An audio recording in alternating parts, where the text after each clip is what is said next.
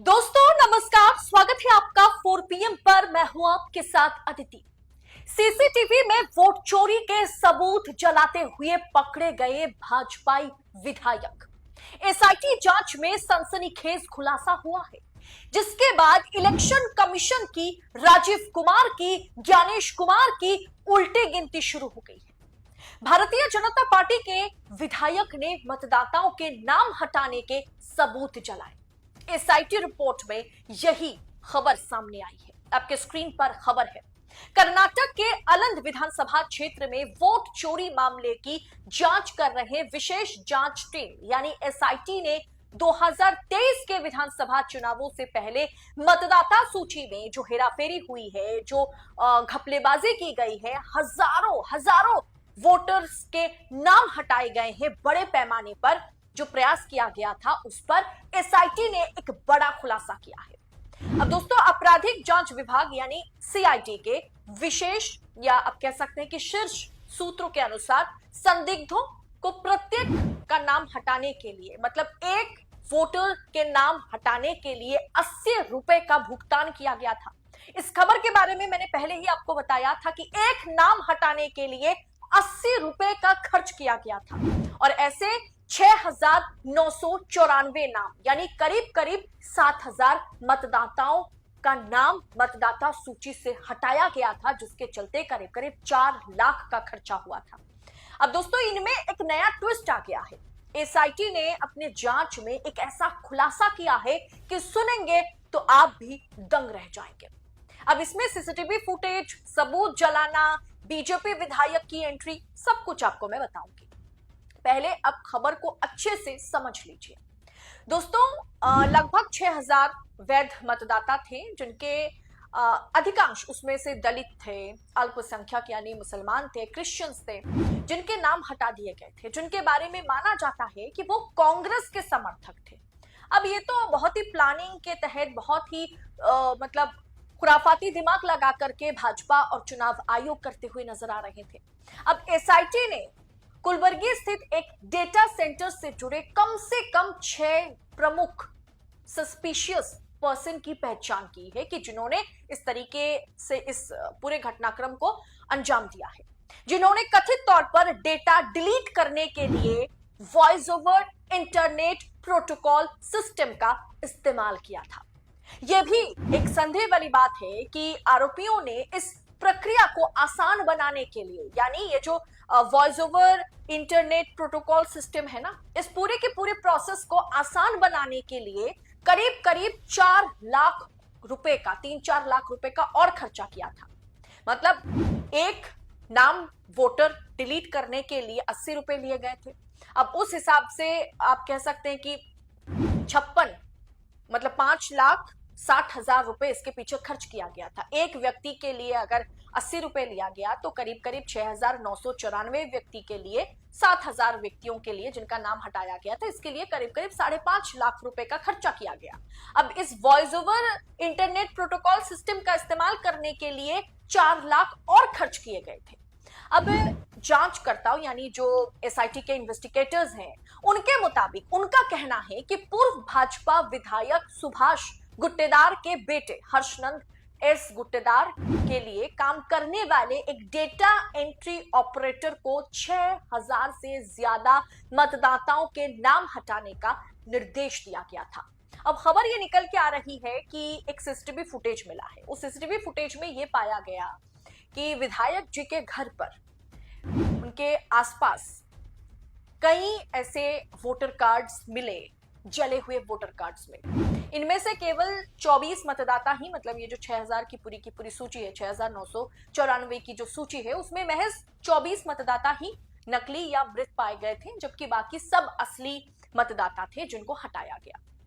अब दोस्तों, सुभाष गुट्टेदार, उनके बेटे हर्षनंद गुट्टेदार, संतोष और उनके चार्टर्ड अकाउंटेंट से जुड़े ठिकानों पर छापेमारी की गई थी।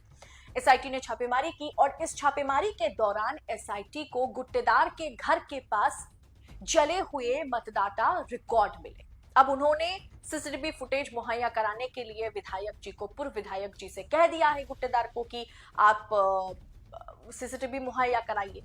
और सीसीटीवी में ये पाया गया कि दिवाली के दिन सफाई के दौरान कई लोगों ने मिल करके वो रिकॉर्ड जलाए थे, यानी जो वो सारे डेटा है, वोटर आई कार्ड्स थे, कई ऐसे रिकॉर्ड जलाए थे। अब वो जब पूछताछ की गई है तब ये बताया गया कि हाउसकीपिंग स्टाफ ने दिवाली के साफ सफाई के दौरान इसे जला दिया है। ये एक बहुत ही नॉर्मल जो हर घर में होता है सफाई के दौरान, बस इतना ही है, इससे ज्यादा कुछ नहीं। लेकिन एसआईटी को ये लगता है कि ये वो डेटा है, वो रिकॉर्ड है, वो आई कार्ड है, वोटर आई कार्ड है, जिनका नाम सूची से हटाने के लिए इतने बड़े कांड को अंजाम दिया गया है। अब कर्नाटक पुलिस की एक विशेष जांच टीम को 2027 के विधानसभा चुनावों से पहले अलंग सीट पर मतदाता सूची से नाम हटाने के प्रयास की जांच के तहत पहले ही काम पर लगा दिया गया है।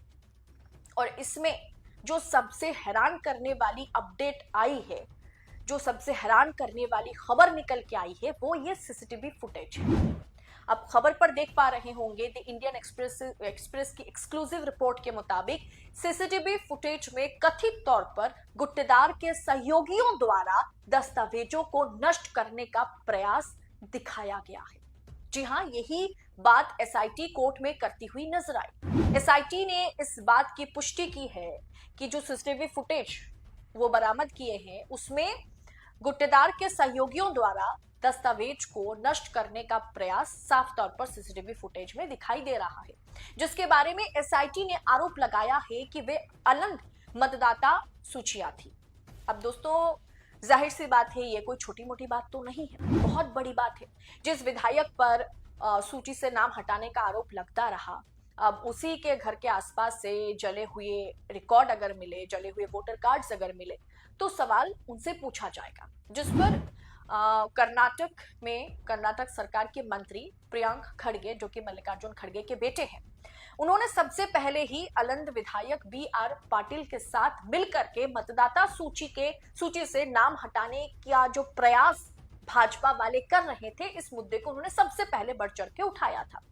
और उन्होंने इस सीसीटीवी फुटेज की जो बात बाहर आई है, खबर जो बाहर आई है, इस पर उन्होंने कहा कि अलंद में सिर्फ 80 रुपए में मतदाताओं के नाम हटा दिए गए। चुनाव से पहले एक भुगतान अभियान के जरिए 6000 से ज्यादा असली मतदाताओं के नाम हटा दिए गए।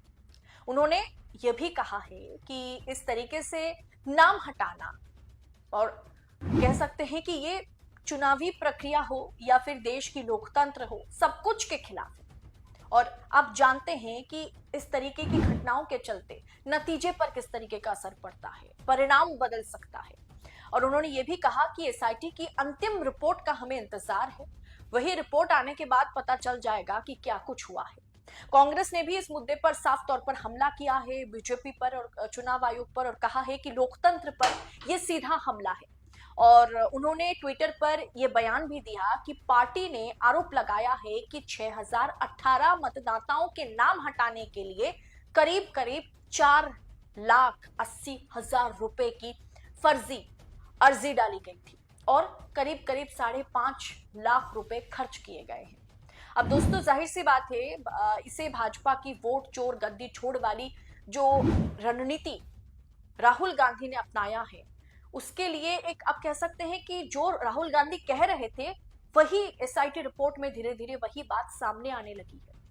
अब दोस्तों, सोचने वाली बात यह भी है, जाहिर सी बात है, सोचिए कि कर्नाटक में कांग्रेस की सरकार है, इसीलिए जांच हुई, इसीलिए एसआईटी हो, सीआईडी हो, तमाम जांच एजेंसियों ने मतलब जो स्टेट गवर्नमेंट के अंडर जो जांच एजेंसियां हैं, वो जांच करती हुई नजर आई और इस तरीके की सनसनीखेज खुलासे सामने आ रहे हैं। लेकिन भारतीय जनता पार्टी जहां पर जिस प्रदेश में सरकार बना रखी है, वहां चुनाव के दौरान क्या कुछ होता होगा, वहां सत्ता पलट क्या संभव है अगर इस तरीके से वोटर लिस्ट से नाम गायब कर दिए जाए। यानी बात ईवीएम मशीन की नहीं है जो विपक्ष करता रहा, बात इस पर है कि सारा का सारा खेल वोटर लिस्ट का था। फिलहाल दोस्तों, इस पूरे विषय पर आपकी राय क्या है? सीसीटीवी फुटेज में जलाते हुए रिकॉर्ड मिलना, इसके सबूत एसआईटी के हाथ लगे और अब देखना दिलचस्प होगा कि एसआईटी अपनी क्लोजर रिपोर्ट में क्या सबमिट करती है। इस पूरे विषय पर आपकी राय हमें बताइएगा। बिहार चुनाव से ठीक पहले ये खबर सामने आना क्या दिल दहला देने वाली खबर ये नहीं है? लोकतंत्र पर प्रहार नहीं है? आप अपनी राय कमेंट बॉक्स में हमारे साथ साझा कीजिएगा और ऐसी तमाम खबरों को यूं ही पाने के लिए 4 PM न्यूज नेटवर्क के साथ बने रहें। मुझे दीजिए इजाजत। बहुत बहुत शुक्रिया आप सभी का। जय हिंद, जय भारत।